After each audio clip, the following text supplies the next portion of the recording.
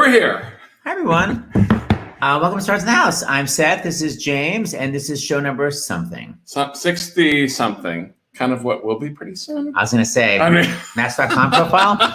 Anyway, welcome to Stars in the House, twice daily benefit for the Actors Fund. Seth, what is the Actors Fund? I'm going to throw that to you this time. By the way, Stars in the House is at 2 p.m. and 8 p.m. Actors Fund is a misnomer. It's basically they give out money to anyone that is in need in the performing arts. On stage, backstage, in front of the camera, behind the camera. So it's not just for actors, and it's not just for people in New York and LA. It's people all around the country, anyone that works in the arts. So they could be like an usher, a box office person, a dancer, an opera teacher. Wait, but I was just realized, you were doing behind the scenes, I thought you were about to pretend you were going to sing opera or do a ballet move or something. I'm just saying. Here we go. It's my only opera and my only ballet is my only classical piano. I can't play it. You can't play classical piano turn to the side. But wait a minute. Hold on a different note but related. You told me that how many dance classes did you pay for? And tell people about that, because I actually find it's really interesting. How many dance classes did I pay for? Played. Did I play for? I'm sorry. Oh yeah, I used to play for a ballet class all the time. That's how it was great. It was because I was on financial aid at Oberlin. So I played for dance class, but I always got in trouble because I was always giving notes to the dancers. I was always like, you were? I was always like, you've got to turn out. Yeah. I got in so much trouble. Nerve. I'm so controlling. Oh my. You didn't tell me that. I forgot that part of the story. Yeah, I totally got called in it, but I was just trying to help. Anyway, that's why I give notes to my fellow actors whenever I do a show. Just trying to help. And you do it during the show, right before they're going to go on stage. Okay. Anyway, the Actors Fund is for anybody in the business, and Hold on. But speaking of, that is a job in the performing arts. Yeah. It's not like some high paying job. That's like a job that people around the country have. Yeah. People who play for dance classes. Yeah. And no one is. There's no way. There are dance classes that are happening on Zoom and so on. But as far as playing piano, I don't know if that's happening. You know what I mean? It can work, but there are classes at steps. So maybe they may be the only people that are still employed rehearsal pianists for ballet classes. Right. So don't go to the Actors Fund if you're a rehearsal pianist for dance classes. You probably have a gig. But if you don't have a gig, if you don't have any money, you need to pay your health insurance, your rent, you go to actorsfund.org. It's really easy. Fill out the application. And then if you have money that you can help, you go to starsinthehouse.com, donate it. And what's amazing is that even, these shows are live right now. When they're not live, people are donating all the time. That's so thrilling to us. Well, and speaking of, so we got some donations that had come in yesterday, and I'm going to read. There's so many pages of them. We're going to kind of split this up, and I'll read some now and some a little bit later, and then tonight. But I just wanted to give a shout out to some people, because we always say it and we always mean it, that during these times we're shocked that there are see, I'm recycling, that's music. This many people are donating. Yeah. It's insane. So we want to give some shout outs to people right here. I haven't looked at this list. Just literally printed it at 2 minutes ago. So we want to thank Aaron from Kentucky, who gave $15 to the Actors Fund. Aaron, by the way, not Aaron. What's the difference? It's the vowels. It drives me crazy that he always says Carrie. I'm like, Carrie or Carrie? There's a difference. So it's Aaron with an E. You know what, Seth? What's going to happen is we're going to the names. No, we're going to be playing a tape from one of those when you're 12-year-old. What is that you always play in your show with that accent, that Long Island accent? That was very cute when I was 12. It's not cute now. Okay, Linda from Oregon, $100. Lisa from California, $100. James from Illinois, I love that name, $25. Danielle, that's my sister, North Carolina, $10. Nikki from Connecticut, $25. Rachel from Maryland, $10. Ellen from Florida gave $50 to the Actors Fund. Benjamin from Washington, $25. Savannah from Ontario, $10. I love that Canadians are donating. It's amazing. And I love that I sound like a politician, but that most of the donations, I don't know what the average is, but I'm going to guess that the average is probably $35. Yeah. There's so many donations that are coming in. And so it's led to a total of $229,700 raised for the Actors Fund just on Stars in the House. It's pretty incredible. Yeah, so everyone that watches and donates, it's really amazing. So thank you. And by the way, we'll take matching donations. A couple times we've had matching donations where people say, if this show raises $5,000, I'll match it. So we do appreciate that. So I think we have some videos, but I don't know if they're uploaded yet. Oh yeah, thanks, Seth.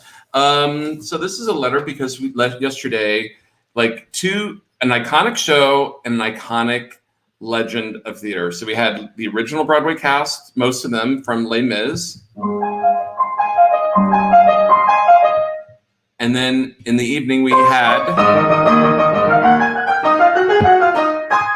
I'm playing Sideways. That is amazing piano playing. I'm literally twisted like that. I need a shout out for my I didn't even have the nerve to I belatedly, by the way, move the camera over. You don't have to show them. I'm just so impressed that I can actually do that. So anyway, this is from a viewer, Crystal from New York. You haven't even read this yet. No, I saw the first sentence and I was like, ooh, looks good. So just watched the Les Mis reunion show, sobbing. I need to see and hear this beautiful music again. I've seen Les Mis over the years, starting with this original cast, and each time I see it, I'm at a different place in my life. Now I'm 60, chronically ill, and recently my mom died in a nursing home with COVID-19. No show has touched me more than this one. Thank you and James and Seth for doing this for the Actors Fund. Broadway has done more for me in every stage of my life than anything else. The performances, the music, and the emotional connection that art gives me has sustained me as it does now through my grief. I sent in a $500 donation 2 weeks ago in honor of my late mother who introduced me to music and Broadway. I send you and all who work in the arts a virtual hug and my deep, deep appreciation. All my respect and love, Crystal from New York. Oh, what a nice way to go into a Broadway-themed show. Yeah, so that's what I thought too. So I know that we have some videos, but I got to put on my Do Not Disturb. David will send them to me, and when we go, and you can introduce. Do we have all the names here? Yeah, I just want to make sure that I'm pronouncing it. I'm going to say it really should be. I'm going to pronounce it the way it should be, but I'm sure no. Okay. Well, because people always, Laura Banana, we'll talk about it in a second. The point is, we have Jenn Gambatese. Where's Jen? Hi, Jen. Hi. I feel like I just ran into you in a restaurant. We were talking about doing Mrs. Doubtfire. What was that? You know where we were? We were seeing Forbidden Broadway. Restaurant Yeah. theater. Yeah. Then I'm sorry. I'm going to have to commit to this. It really should be Scarpaci. Is it Scarpaci? It is Scarpaci. And Where is she? And it's Analise? Analise Scarpaci. Scarpaci. And technically I should be Gambatese, but I'm from Cleveland. So you said it right. Yeah, because Laura Benedetto says I should be Laura Benanti, but I'm from New Jersey. I don't know why people can't commit to their original Italian pronunciations. Anyway, here's Analise Scarpaci. Yeah, my girl. Hi. And here's the most. First try. What'd you say? You got my name on the first try. Well, I studied classical music. I had to learn Italian. Anyway, whatever. I don't want to talk about me right now. Anyway, the most non-ethnic last name. Please welcome Rob Smith McClure. Hi, Robbie. Oh, you frozen again? Oh, I never know if you're frozen. Listen, I'm here. I'm here, and Robert McClure is Scottish. It has a pronunciation. Okay, and on that note, I'm leaving you. Bye. I controls on screen design. Okay, so where is everyone broadcasting from? Jenn Gambatese, where are you? I am in my home in Hastings-on-Hudson, up in Westchester. Oh, pretty. I love that you have your full, I've done voiceovers in my time, microphone in front of you. I've done voiceover auditions a lot, and a handful. Just saying. And Analise, where are you? In Rome? I'm in Staten Island, so same thing. Little 718 action. And Rob McClure, are you in your signature Philadelphianness? I am. Can you hear me? Can you hear and see me okay? Yeah. Okay, great. Before we start, can I just say, for anyone watching, what you and James are doing right now is so unbelievably special. And it's also really, really hard. I know that, I don't know if people at home think, let's turn on our webcam and just, chat. The amount of organization it takes for you guys to constantly be staying ahead of 2 show days every day, recruiting all of these people to come together, figure out their Wi-Fi situation, figure out how to get them on this thing, what they're going to sing, how they're going to sing it, doing sound checks before you come on you guys have on more than a full-time job for free for charity that you've done every day. How many shows now? 60 something? 60. It is an extraordinary feat. I have done a small percentage of the things that you guys have done, and it's a huge pain in the butt to set all of this up and try and make this happen. So doing it twice a day, every day is astounding, and the entire performing arts community owes you guys a huge debt for this. Thank you. Rob, making me cry. That's really sweet. Very sweet. And it helps we have some incredible people that are with us. We definitely could not do this alone. We have a little volunteer team, and everyone does their cog in the wheel part. So at first it was overwhelming, but now everyone sort of does something, and it's gotten much easier. Still overwhelming, but it's gotten much easier. But you know what though? It's interesting, Rob, because it's because we've been asked that quite a bit of you can just do an 8-show week, and And what I tell them and Seth tells them is that this also really helps us, because you're making me cry, Rob, because we get to connect with amazing artists every day, twice a day. And it makes us feel like we're able to contribute something. We're not doctors. We're not nurses. We don't work in the grocery stores. We don't deliver mail. All those frontline heroes, that's not us, but this is what we can do. And thanks to incredible people that help make it happen, to you guys saying yes, for us sending you social media stuff literally probably an hour before you came on the air, all those last minute things, everyone just is, what's been wonderful is that everyone just gets it. And if okay, the lighting goes out or the sound goes out or you have to pop in, pop out, everyone has been so wonderful that it lifts us. And if we didn't do this, I'm a news junkie. I'd be watching the news all day and I would get less sleep than I get now and be more depressed and more anxious. Yeah. So, but I really appreciate you saying that. It's an amazing thing. And then I think, any technical difficulty just proves to all of us how much theater is essential and we need to be in person again. Yeah, absolutely. Look at it. Absolutely. So speaking of just what's going on, how are you guys doing? I mean, emotionally, physically, what are you doing to keep your spirits up and physically, how are you doing? Jenn, we'll start with you. Okay. Well, kind of just what you said, James, trying to be of service in small ways is keeping me going. So I teach I have a 4-year-old and an almost 11-year-old in a couple weeks. Wow. And so I'm homeschooling or distance learning, advising Right. the 5th grader. And then, but the 4th grader, I started to teach her little class Monday, Wednesday, and Friday from 10 to 10:30. And I do singing and storytelling because that's what I do. Yeah. And that I feel exactly the same way that you do. That it is a service, but it's just as much for me. Maybe more. Right. When you say singing, are you doing appropriate stuff or like Marie Christine? I don't know how they would respond to Marie Christine. What I have found to be the most effective, we have a little routine now. So I pick the story I'm going to do ahead of time, and then I go Googling, and I find, so let's say, I was thinking, was I telling this to you, Rob? I think I was emailing it to Wayne Kirkpatrick, our composer. I've been working on the railroad. Is that not the best song of all time? It's got this verse and then these 3 hooks. You've got someone in the kitchen with Dinah. You got Dinah blowing her horn. Then someone's in the kitchen. Then Fee Fi Fiddly I-O. It's such a great song. You reminded me. I used to be obsessed with that song when I was a little kid. I forgot all about it. It's such a great song. So I was I want to teach them. I've been working on the railroad. So then I picked a book from our bookshelf that corresponded to. We did actually the Little Red Lighthouse and the Great Gray Bridge because it's got the workers in it. So I give them little movements, but then that was Monday. Then Wednesday, we changed the words. We changed the words to be the planets. So we were so my very educated mother just served us noodles and pie. That's the 9 planets in order. Now I know it. Perfect. Mercury. My very educated mother just served me 9 pickles. Oh, we do noodles and pie because I'm Italian. Yeah. But then we get to Fee Fi Fiddly I-O and we're Mercury, Venus, Earth, Mars, Jupiter, Saturn. Just served us Uranus, Neptune. And then they're so cute when they go Pluto.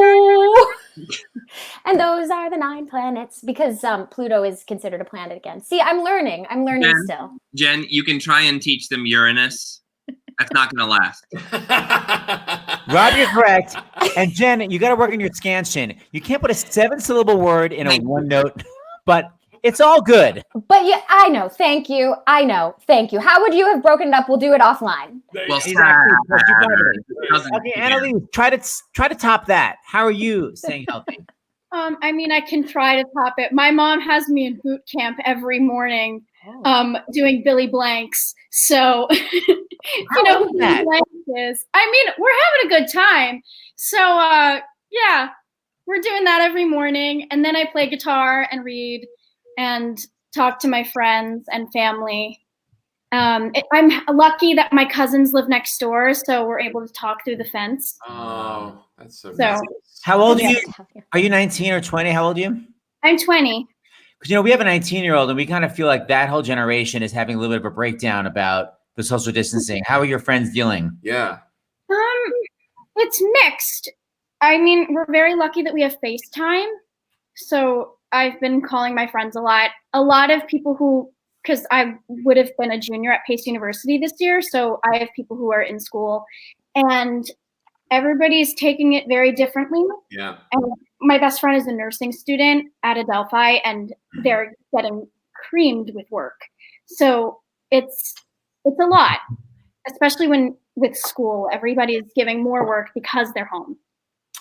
Wow. It's also, I feel like probably it's for everyone, but I think especially like the 18 to 25-year-old range, that it's different every day, every hour, just the emotions, because it just seems like for people your age and that age range, it's like you were just about to start. Well, I mean, obviously you were just about to do your show, That's it. but I mean, just whether you're just graduating from high school or college or a new job, it's something that we can't even imagine being, older. Yeah, our life just seems paused, but I think when you're about to start a new life, it's really frustrating because you were so excited to begin the new life. Whereas we're in the middle of our typical life, we're like, oh, we're just pausing for a minute. Yeah, that and the fact that for all of us, everyone says, and I think rightfully so, that we don't know what it's going to be like afterward, but what we do know is it's going to be different.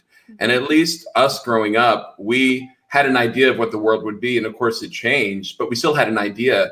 Now all of us are sort of like, what's it gonna be like? And we don't know. And I would think it's especially hard. So it's like, so it sounds so corny, like my hat's off to your generation, but it's true because it's a lot. And at least, like you said, at least you have FaceTime and you have other things, but it's got to be really difficult, I would think. Yeah, the first couple of days was very, very hard because I had just moved into my first apartment and I was ready and we were starting. And then that whole day on the 12th, I mean, I don't know if the two of you could remember, I literally was sobbing the entire time. Yeah.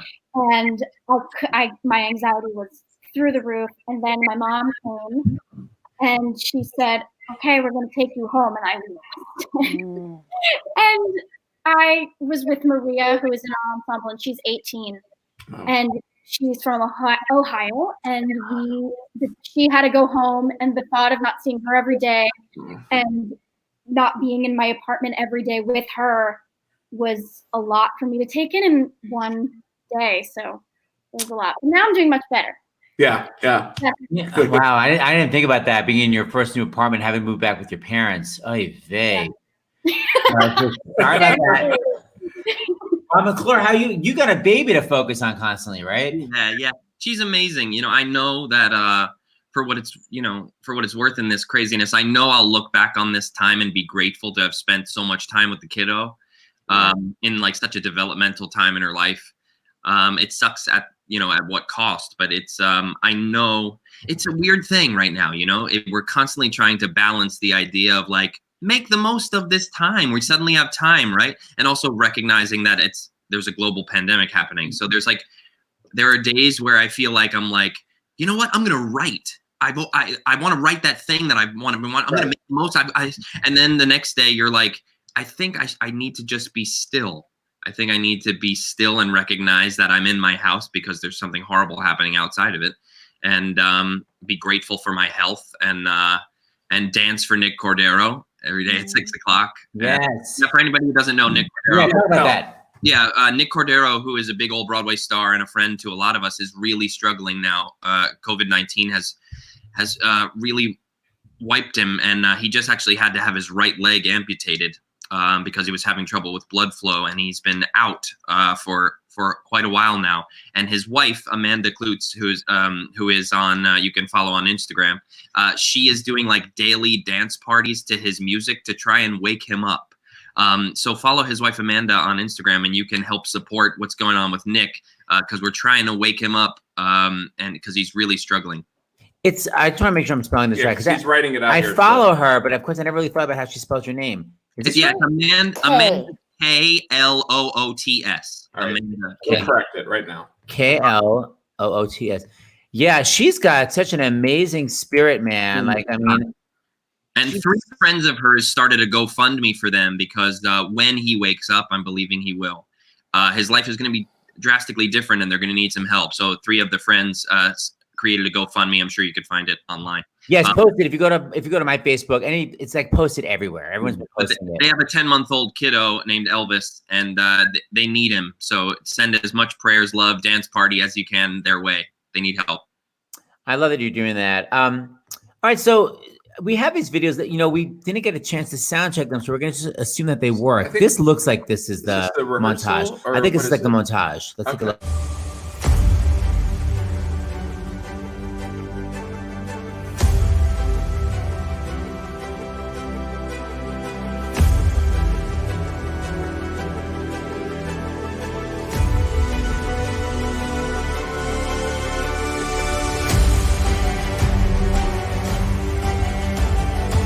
And now, the star of Mrs. Doubtfire the Musical, Mrs. Euphigenia Doubtfire. Oh, sorry, dear. Oh, dear. Oh, I screwed up everything, didn't I? That was expensive, wasn't it? I'm the most obsessed with, are you wearing an actual, like, what's it called, muffin top? I have a whole bodysuit on. It completely changes the shape of my whole body, but a muffin top is included in that body shape. Well, I'm really glad. As I was asking you, I got mortified because here's just a little story about me. I'm going to relate it back to me, and James knows this. When I did the Ritz on Broadway, there was a number at the end of Act 2 where I had to do magic to do, and I was in a unitard. It was supposed to be a talent show. Anyway, it was really funny. After the show, I won't say who it was, but a big Broadway star came up to me and she was like, "How did you get all those roles like around your midsection?" I was like, that's like my fat stomach. And she's like, "No, like they added it." Right? I'm like, "No, it's like my fat stomach." I was like, "It's like love handles." And then she was like, "No, because look, you're not fat at all." And she kept poking the show. I wasn't fat. What she was poking was my rib where there's no possible fat. I go, "Right, there's no fat there. That's a bone." The fat you're talking, and it was the most mortifying. So as I said the muffin top, I'm like, "Oh my God, what if Rob really has a horrible layer of fat?" By the end of this quarantine, I might. I know. I need Annalise's mom's boot camp. I know. We do the Peloton, but I want to do this boot camp. How long is it? 45 or 60? Well, he has like different ones. If you go on his YouTube, it's Billy Blanks. And then he has like 30-minute ones. And then he has 10-minute ones. It's amazing. Tybo, right? Yes. And I used, like when I was little, like 2 years old, my mom used to do them all the time. And I used to like, there's videos of like, me doing them with her. And now I'm like actually doing them. And they kill a lot. I worked with his son, Billy Blanks Jr. I did Fame over in Europe with him. So, and he's very fit. So, and Gavin Creel. Well, let's go back to that video. So that's the Mrs. Doubtfire promo. So people that are watching, they're like, "Wait, what's happening?" So Mrs. Doubtfire is a musical. It's written by the guys that wrote Something Rotten. It was in preview. So you actually began performances. It's so interesting. Every Broadway show has been in a different stage. Like we just finished Tech or opening night 6, or we just opened and got great reviews. Every show is different. So you guys had begun on Broadway. You knew what the audience feedback was like, and then it got ixnayed. So by the way, what was the audience feedback like? What was it like doing it on Broadway? It was thrilling. I mean, we had our out-of-town tryout at the Fifth Avenue in Seattle, and we broke all of their box office records. It was so exciting. Yes, Queen. And people were really upset, because they were so excited for the Broadway opening, and we got 3 previews in, and the audiences were astoundingly, you start to feel the momentum. There's lots of tearful people at the stage door going like, "Oh my God," they forget how moving that story is. It's funny. Everyone knows it's funny, but it's profoundly moving. And what they've done to the script and the adaptation from the movie to make it fit for now is so good. And so it was like getting the rug pulled out from under us, but we're lucky that we're one of the shows that will be back. We will be back. Well, James, talk about what you were asking before. It's about did people know in advance? Oh yeah. So when was your first preview? March 9th? That's right. Yes. So at that point, they had already stopped backstage tours. So like, did you have any sense, like when you had your first preview and you were getting that audience reaction, in the back of your mind, like, how long are we going to be able to do this? Yes. Yeah, I did too. I live in Westchester, so I'm not far from New Rochelle, which was like that first hot spot. And when we were in tech, my kid's school closed down for 2 days for like a deep cleaning because one of the parents was at that bar mitzvah in New Rochelle where a lot of people got sick. So I was very keyed into it. And yeah, there was a sense, I would say, when you guys at the theater of like, even in the 3 previews that we had, like that last one was not as many people as there would have been. Oh, interesting. But like, did you think to yourselves, we're literally going to stop? Like, did you ever think we're going to actually stop production? Or did you think, oh, something weird, we're going to cut down audience size? Like, what did you think was going to happen? I was in La La Land, honestly. I'll admit it. I was not paying attention to what was happening. And my mom kept calling me. She's like, you have to wash your hands. And I'm like, I'm washing them as much as I can. And I guess that day, that's why it hit me so hard, because I never in a million years thought that this was going to happen. Right. So that was the last thing in my mind. Which is where she's supposed to be, right? You're 20. You're opening like your first big role on Broadway. First big role. You're a vet. But you know, as parents and as old people, and as like I was tracking it. Do you guys remember on Valentine's Day what I gave the cast? I gave hand sanitizer to the cast. You did. In February. Because I was kind of just like, I don't know. I was just tracking it. I'm such a mom, you know. So my reaction was the opposite. I was relieved. I did think we were going to close down. I had no idea for, you know, how indefinite and how long it would be. But for me on March 12th, I felt like I could finally breathe again for a few days, because I brought in a suitcase and taken it to my friend's apartment because I was afraid, like, what if they stop the Metro North? What if I can't get home?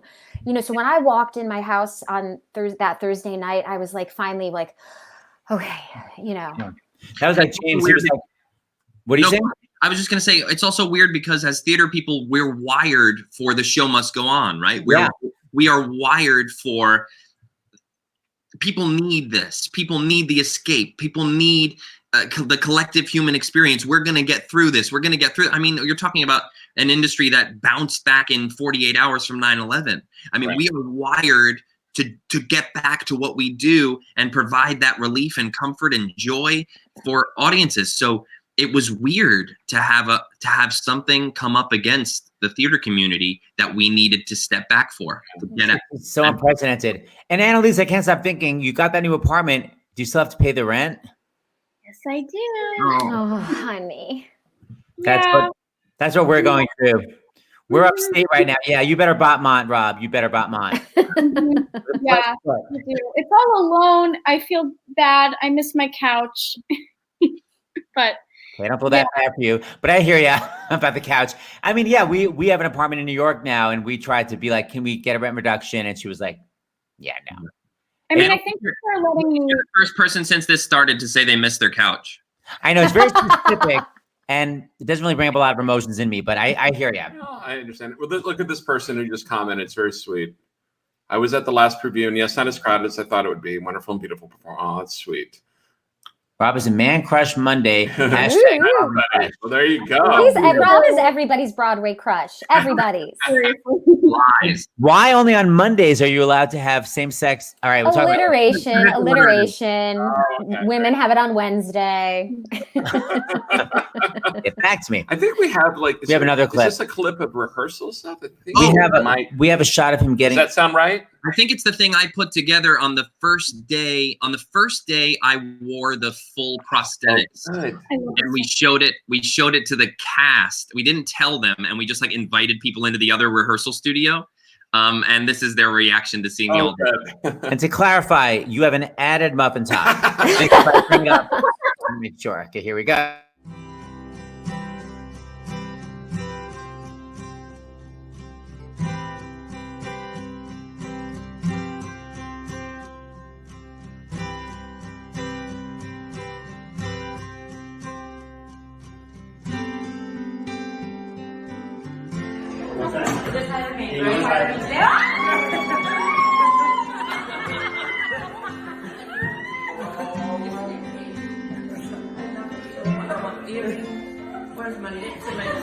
Oh my God.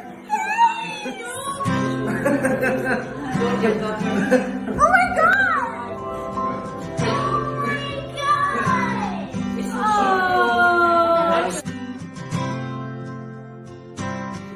Wait, like you have like you got no jawline. I know. She's got like. Oh wow. Okay, I love that. they're called jowls, and we all have them at this age. You've got. I have no idea because my face is so beautiful. You've got. I can't. It is hard, Seth, to be next to her. Believe me. Rob, did you have a video camera implanted in your face? Because how did you get all those weird shots? That was actually the one of the assistant makeup designer who was standing beside me filming. It was just fun, and it was just something for us because we thought it was going to be fun and cute. And then I realized they had this really cool footage, and they did such a good job of building momentum for the audience to finally see what she was going to look like. That I thought that would be a fun little. I did that on iMovie on my phone just the night before they were going to release that actual Entertainment Weekly photo. Oh wow! So it was all about building. But what's so funny is all these people were like, "You guys waited so long, and it was so great to tease what she was going to look like."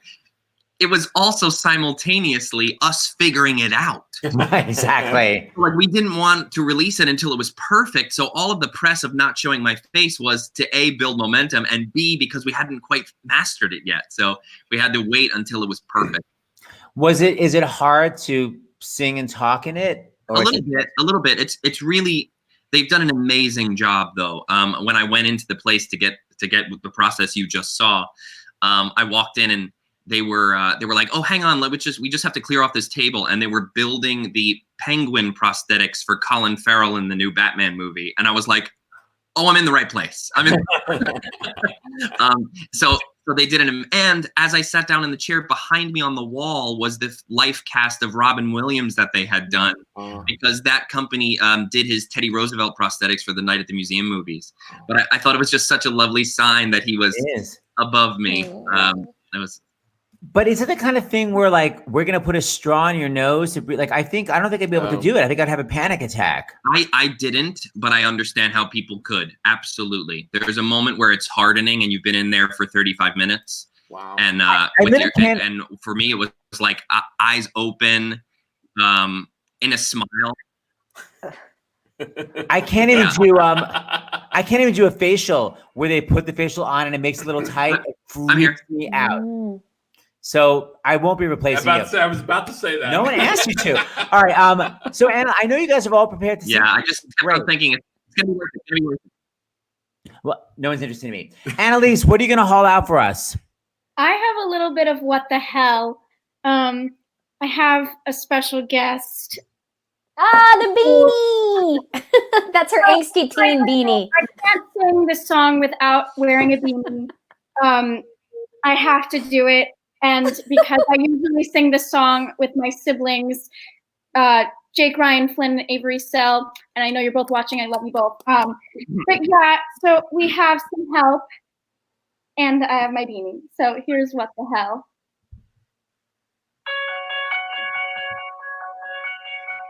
Can't you see what's happening here? Mom has made Dad disappear and found someone that she thinks can replace him.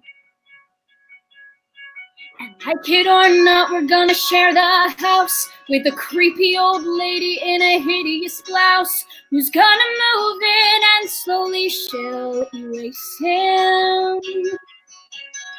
Well, this was not supposed to happen. This is just a bunch of crap, and no one asked if I would go along.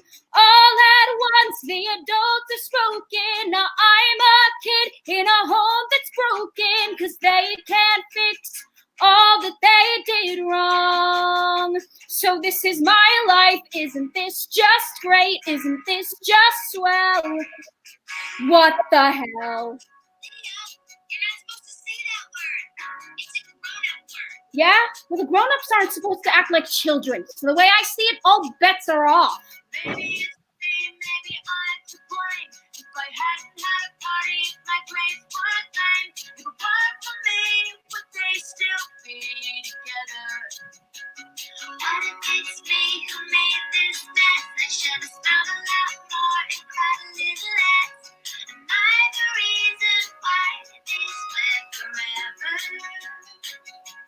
No, it's all them. They're the issue, her and him.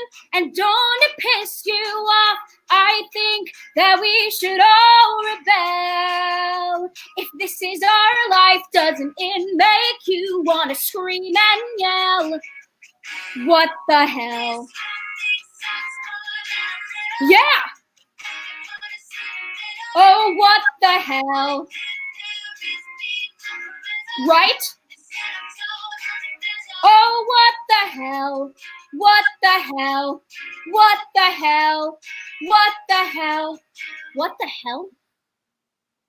See what's different here on the wall? All the pictures with Dad. She replaced them all.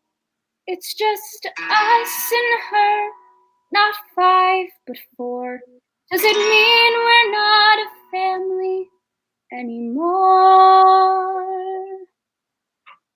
This was not supposed to happen. This is just a bunch of crap, and I don't think that this is fair at all. There's no way Mom is seeing this through and letting some woman who smells like stew come in here and tell us what to do. She knows it won't end well.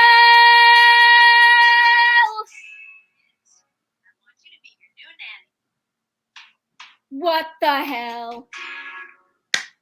Yay.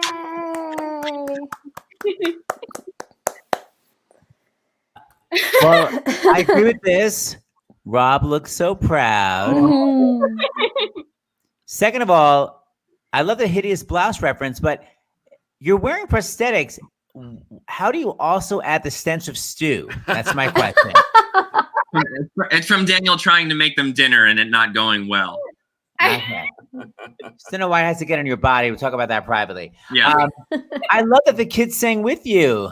Yeah. I miss them so much. I really is like, I miss them. you know how every show like takes on the cult, they adopt the culture of the show they're in. You know how like, you know, a college will do hair for 2 weeks and at the end of it, they're like, I'm a freer love person. Calm down. But like our show, the culture of our show is family. And I think we so take it on. And I miss you guys, like my family, like my kids, man, like you and Jake and Avery. And Jen, I miss you guys so much. You sound amazing. I'm mad at you for like being able to sing like that out of nowhere. Oh, you can tell her voice is natural good placement, and it's annoying. And, you know, it's like Irish is born with perfect. Jenn Gambatese, what are you hauling out for us? Is it I've been working on the Uranus?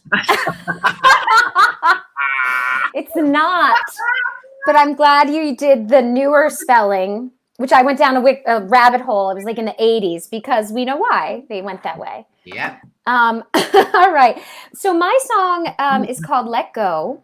And I have the task of being sort of I won't call myself the villain in the show, but I am, you know, the opposite to our hero. So I'm the anti-hero. Let's just say if you've seen Sound of Music, the character is the Baroness. Continue. Oh, okay, yeah. There's that ish vibe. But anyways, this song's called Let Go, and I'm singing it to Mrs. Doubtfire because she's asking me if Daniel was really that bad, and he really wasn't that bad. He wasn't. He was great in a lot of ways. So I'm gonna take this out.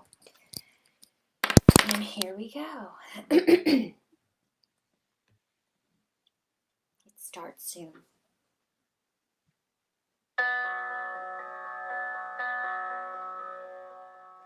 Once we went together so well, same beat of a heart. Somewhere we just started to drift apart. Used to, we could talk through the night, but that all went away. Somehow we just ran out of things to say. Tired of the tears, but chained to the fears of being on my own. The days turned to years together, but alone.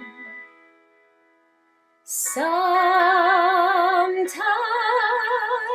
love tries to conquer all the pain, but even so, sometimes love can't win, no matter how you fight, somehow you know. And it's harder to hold on than to let go. So you just let go.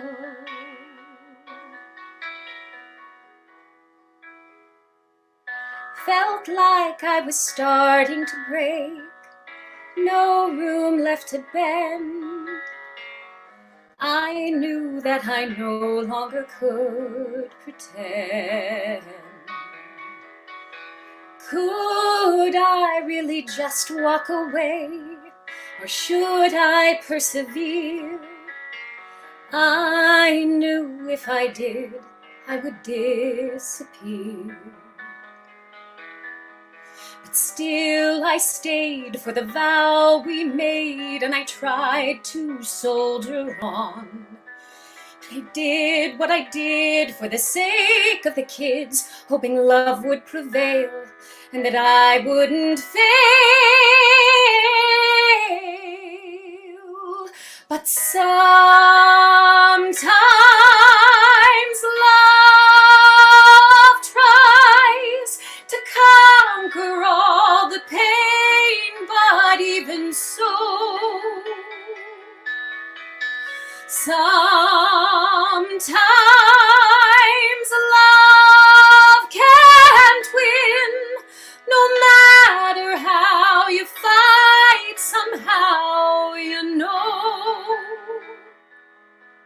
And it's harder to hold on than to let go.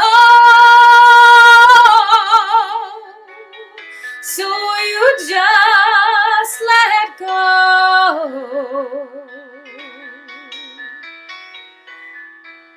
I just let go.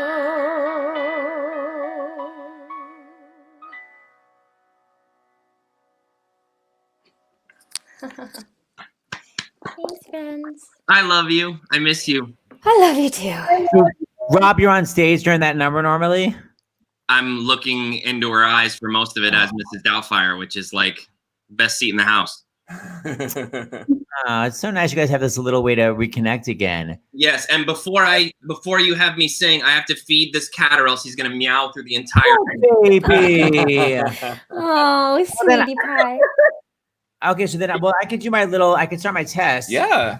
So, I always do this thing where I say, you memorize shows and then time goes by and suddenly your brain goes, I don't need to have this memorized anymore. And I'm sort of curious when that is. So, Analise, who did you play in Les Mis? Les Mis? I didn't do Les Mis. I literally I got was at a Wagner production, a high school production of Les Mis. Yeah, you did Les Mis. When I was in 6th grade. Exactly. Who did you play? Oh, I was Little Cassette. I love your denial. I never did it. I just did it.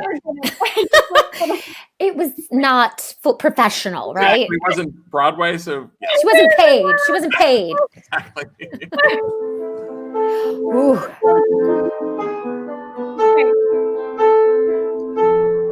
There's a castle on a cloud.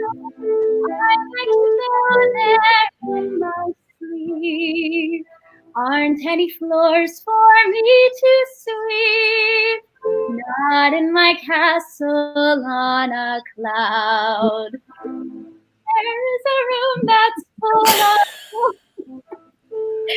there are 100 boys and girls. Nobody shouts or talks too loud. Not in my castle on a cloud. Okay, the only reason why this is easy for you is because you're basically 11-year-old right now. So it was just 2 years ago. Those of us that are our age, Do you remember a show from when we were in 6th grade? It was a long time ago. You're remembering like 10 minutes ago, so I'm not impressed. I'm impressed. Oy. And I'm going to fail. I You also passed. love, no, I've never done that show. Thank you, Rob. I never was able to hit that last note because I was so small, and when I was younger, I couldn't hit low notes, and I would just be like, "Oh." That's my favorite. Wait, that is my favorite. Like when I teach, I have so many students who will want to sing a song, and they go like this: "The Wizard and," and it's always just like air. There's no. That was me all the time, and still sometimes. But by the way, Analise, you remember full lyrics and full blocking. I That know. was impressive. Yeah. I'm going to move on. Now look who's here, the little Madam Herself, pretending once again she's been so awfully good. Oh, good. I was obsessed with that part. Better not hear me. I was obsessed with that. Me too. Frank, what is That's it? the anniversary concert. That cast. Wait, I had Evelyn Barron when we did it on Broadway. 10 Rotten Franks from other Better let me catch you slacking. Better not catch my arm. So good. What is that gonna buy? That's Yes. What's that gonna buy? Now take that bell, my little. What the hell? This is probably giving the letter writer Crystal I like know, I her best life. Yes, Rob. All right, so Jen, Oh God, I'm gonna fail. Okay. Maybe. There we go. I'll give you the very beginning. This is the show you start in. One night with you is all that I'm praying for. I never remember words. Come on. No, I don't know. Listen, when it's done, it's done. No, it's One not. night with you is all that I'm praying for. The Yeah. things. The things. The things that we two could share, plan, Would make my dreams come true. B minus, if that. Yeah. Oh no, that's a full D. Okay, thank you. That's no. Listen, I'm real about it. I used to kind of remember things, and then I had kids, and Yeah, they drag all the folders to the trash. yeah, That was from All Shook Up. People don't remember. Rob. Uh-oh. Oh Lord. Oh, no. Here, go ahead, Seth. Act 1 places, please. Your calls, Miss Hartley, Miss Ashton, Miss Lejeune, Mr. Fellows, Miss Blair. Act 1 places, please. Oh, oh God, are you doing noises off? Yes, love. Oh God. Act on places. The play will begin. Wait, at any moment. That line is that what we're And doing? maybe Act 1 places is what we'll get. What do you think? Oh my God, you're doing text. There's not even a melody. That's correct. You had it memorized at one point. Yeah, well, maybe Act 1 places is what we'll get. What was it? Yes. I don't remember. Oh, Donnie will pull herself together. Now we've called places. Now she knows she's got to be on stage in 5 minutes. Won't she? Will she? Very good. Is that right? You know what Dottie's like. We've only been on the road. Oh, we've only been on the road for what was it? 2 weeks. Keep going. And already she's locked the door and is yelling at people. What was it? It was Andrea Martin locked in her dressing room. I remember that. If only she'd speak. If only she'd speak. Will she? Won't she? What was it? Now you're doing both roles. I'm gonna have to give you, I think, a Jenn Gambatese score. No, listen. That he didn't have melody. Well, being expected to just do text from a play, that's cruel. But I will say, getting to do that cast with that, getting to do that show with that cast was, I should remember every line because it was dreams come true. Oh my God. And you were hilarious. Me and Tracy Chimo did that scene. Yeah, it was very good when I saw it originally, not today. All right, in conclusion, gotta be honest. So, Robbie, what are you gonna haul out for us? There better be a muffin top involved. It is it's a song that Daniel sings in court when he's losing custody of his kids, called "I Want to Be There." And today, as I was just like home reviewing the lyrics, because clearly I need to, I was struck by how much these lyrics apply in more ways than I want them to at the moment. I love you guys. This is I love you. Analise, Jake, and Avery, my stage kiddos.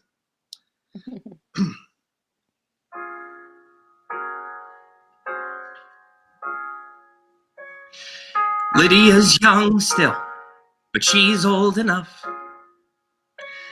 to start going down all the pathways of love.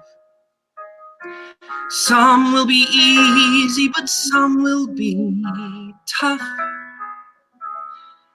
Times she'll be swimming in oceans of anguish. At times she'll be dancing on air.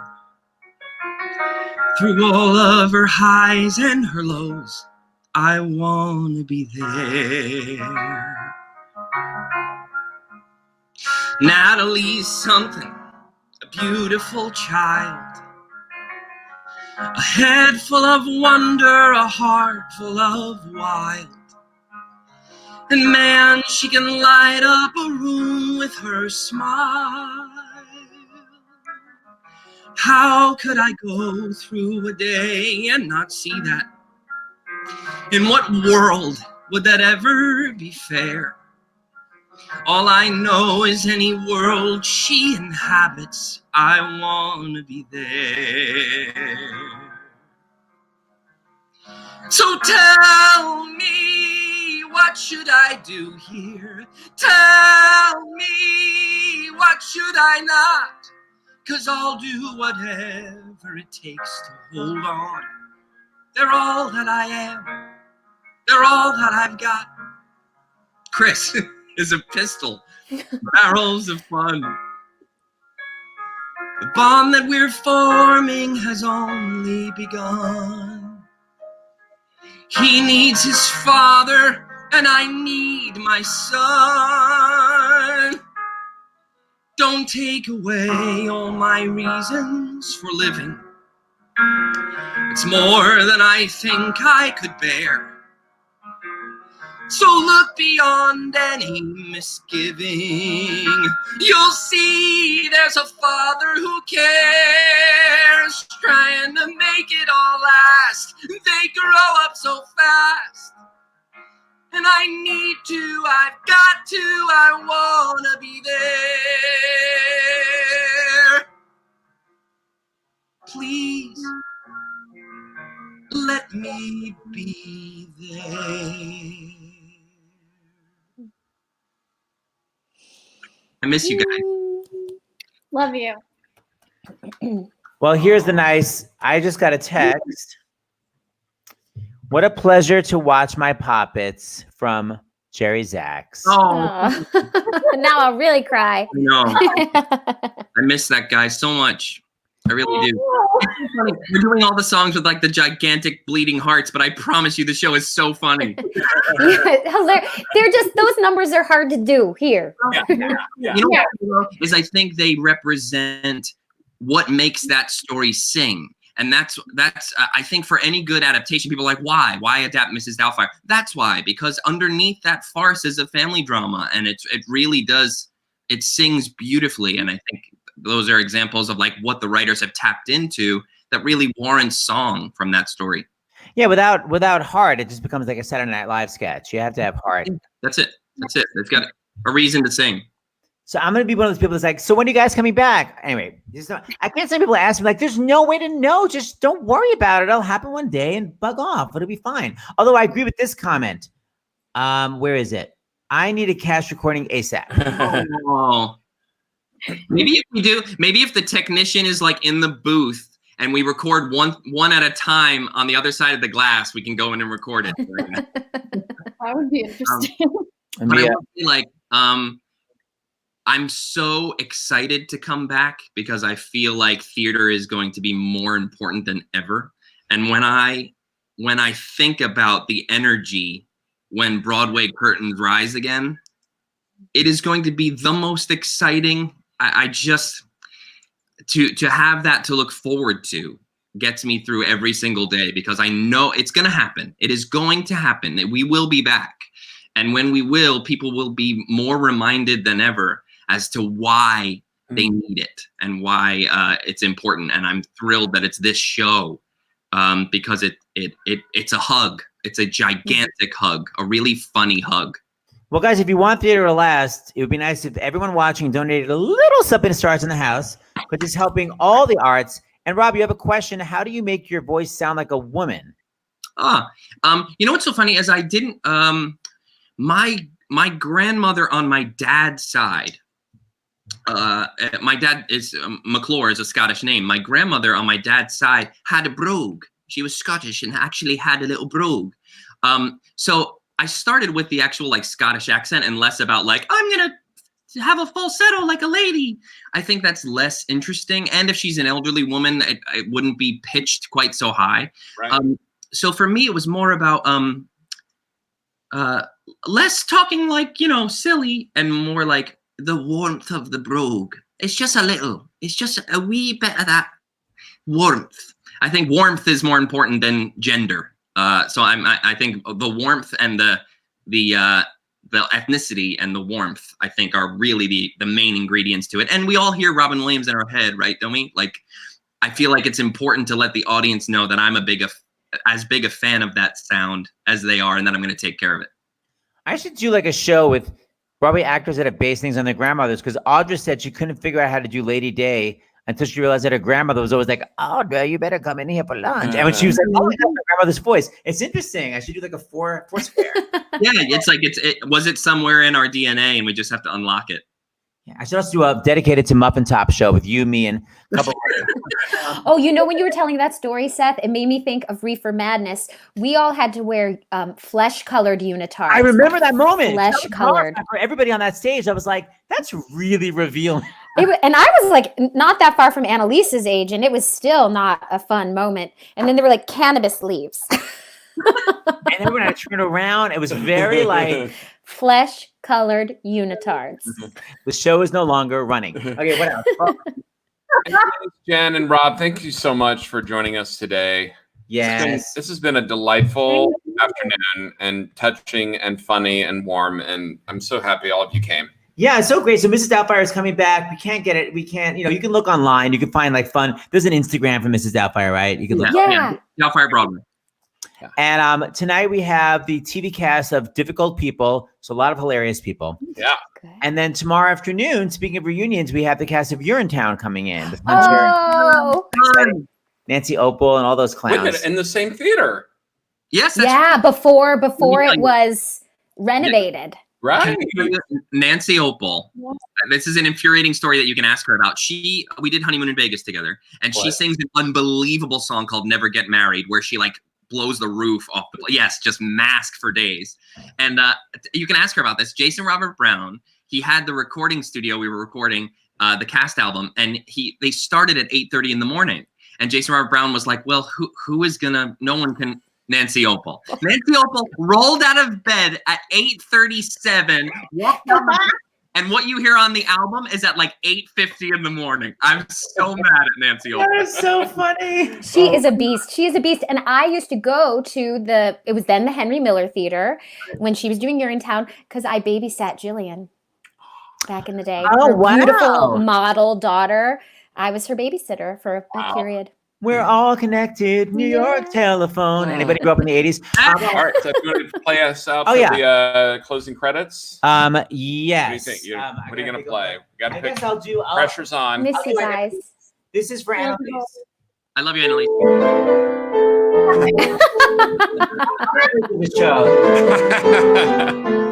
Perfection. President CNO, Joan Benesca, Chairman of the Board, Ryan Stokes, Director, Community. No. All right, yes, Brian Dratch, co-founder Tom Greenwald, featuring Seth Rudetsky, James Wesley, and Dr. John LaBouque. Paul Castry. Yes, Paul. James Bergman, Steven Spadaro, and the contributed to Time Talent in the house.